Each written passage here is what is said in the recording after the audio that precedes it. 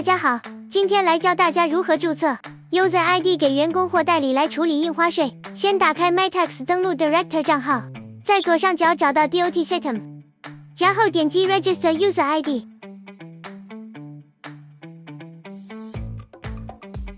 点击 Set Rosnia， 选择最下面的。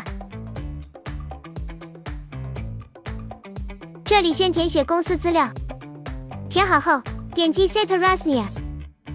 这里需要添加公司 SSM 文件，可以直接选择 Section 14。这里就需要代理的资料了，身份证还有雇主授权委托书。好了，就可以点击 Set Rosnia 提交 Daftar Payment 后呢，到这里就大功告成了，等待 email 通知。感谢大家观看，有什么疑问可以在评论区一起讨论。